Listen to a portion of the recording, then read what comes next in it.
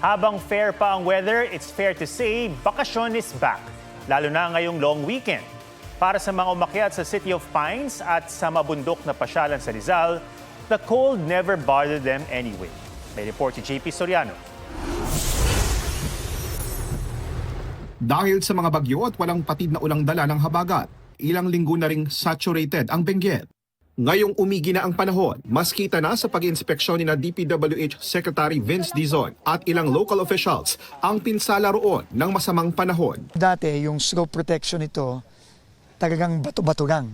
So ngayon, talagang gagamit na tayo ng talagang matibay na slope protection. No? Double crib wall. Sa pulang agrikultura at mga infrastruktura, ayon sa kalihim aabuti ng 10 buwan bago maayos ang mga nasirang kalsada. As of now, ang running total ng damage and kailangan i-repair is already above 3 billion pesos. Pero dahil nataong long weekend, hindi mapipigilan ang mga sabik ng gumala na dumayo sa Baguio. Sulit nga raw ang mahabang biyahe, sabi ng magkasintahang Benedictine at Pearl. Dito po yung place na sinagot niyo po ako. So actually mag-anniversary po kami this Sunday. So ayun po, kaya hanggang Sunday po kami dito. Meron ding nag-long distance biyahe pa mula Davao para ma-enjoy sa Baguio ang signature nitong ginaw. So kaya po kami nagbagyo kasi mainit po sa Davao ngayon. So gusto namin ng malamig na hangin. There's a unique charm with the rain and the fog here in Baguio City. Ang karisma nga raw ng Baguio pang all walks of life. Kaya merong mga turistang ini-enjoy rito ang walking at jogging. Ang iba kasama pa ang fur babies. Food trip at shopping naman ang pinunta ng iba. Naka 1,000 ako, pero ang dami ko na siyang nabili.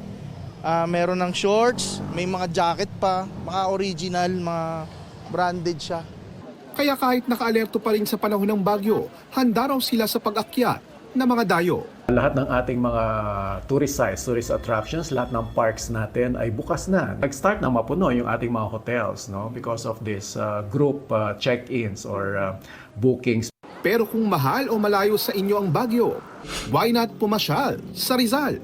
Sa Baras, masaya ang negosyanteng si Ivan na sa paghupa ng ulan ang mga biyahero nagbalikan sa kanyang mumunting roadside kainan.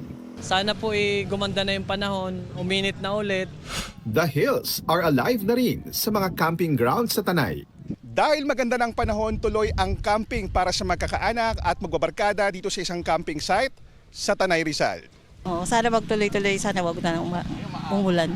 Di baling malakas ang hangin, sumisilip naman ang araw at bawing-bawi na sa tanawin. Para sa magkakaibigang teachers na ito mula Rodriguez Rizal, may silver lining sa kanilang camping na itinuturing nilang blessing. Especially in Montalban kasi isa po kami sa nasalanta talaga. So nung nagkaroon ng magandang panahon, so as a teacher po, so gusto naming huminga. JP Soriano, GMA News.